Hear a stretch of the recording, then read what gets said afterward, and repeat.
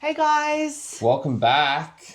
to our most highly requested video, our full iPhone photography lesson. It's going to be in a lot of detail and it's going to be spread across two separate videos. The first video is going to be free for everyone to watch and the second video is going to be available for our Patreon subscribers. So let's get into it. Let's do it.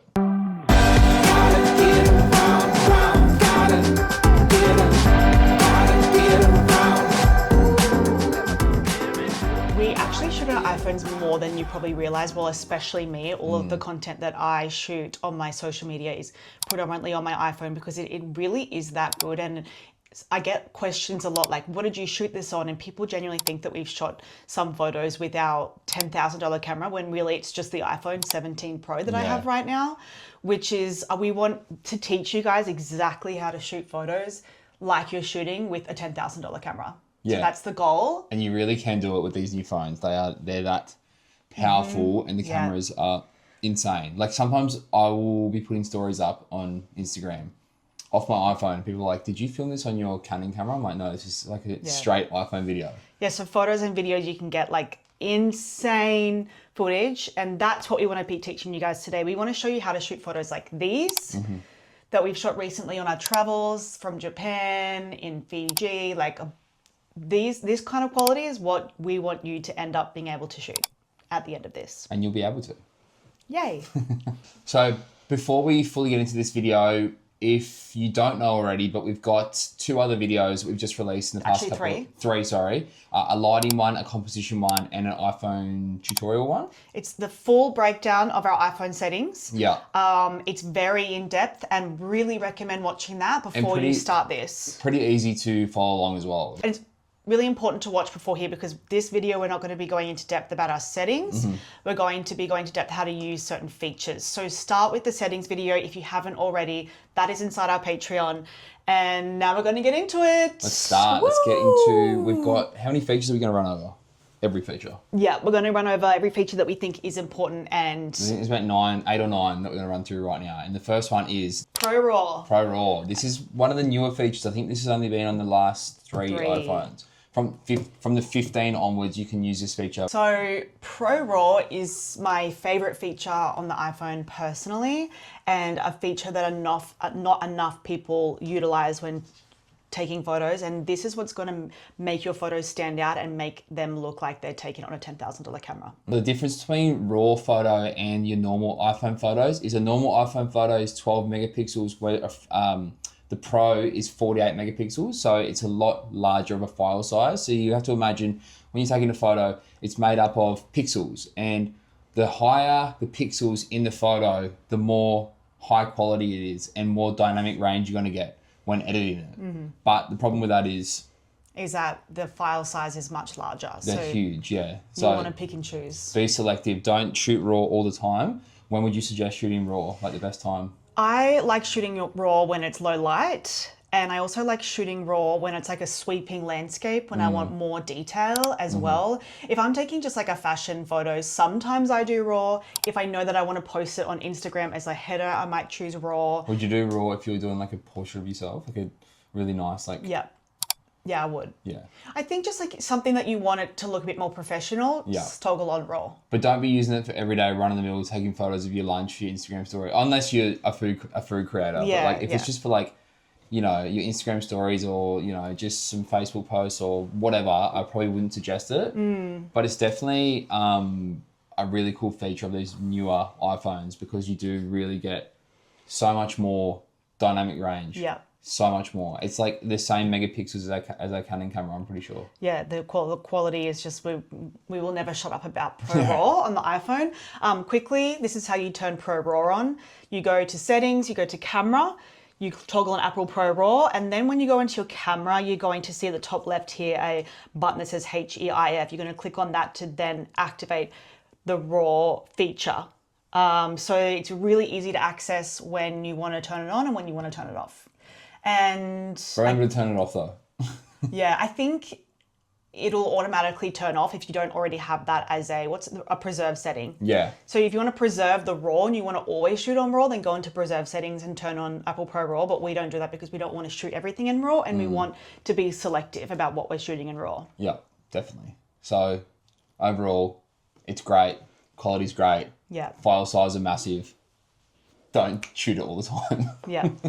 So the next thing is exposure, and this is also one of the major key factors in making your content look really high quality, and that is decreasing exposure.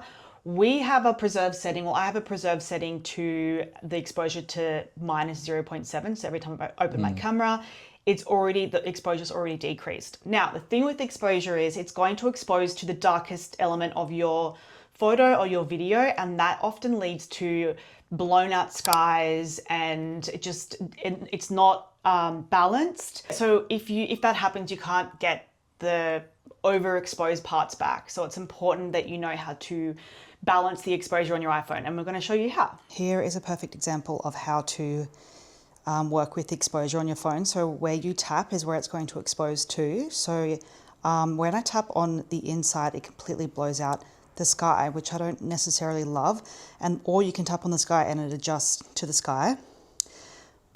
Or you can tap on the inside and then drag your finger down to bring the exposure down. But I'm going to, for this, tap on the sky, bring the exposure up, so you get a little bit of both.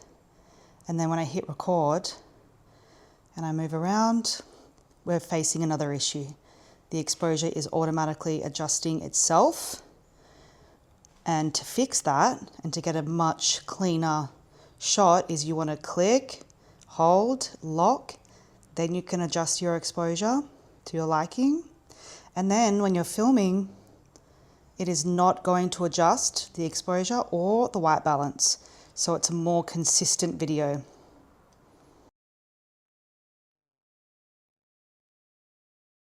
Okay, feature 4 is the burst mode, and Haley gets me to use this so much on her. Yes. Like all the time. Yeah. And it is really good. Burst mode is a new feature in the 17 Pro. Oh, is it not just 17 Pro? No, I think it's been around for a while now. Has it? But I don't Okay. think people know how to use it. Yeah, because it is a little bit fiddly to use. So basically when you want to use burst mode, you're going to put your phone on photo mode, not video, and you want to put your finger onto the shutter, the circle button, and very quickly you want to move your finger to the left. If you hold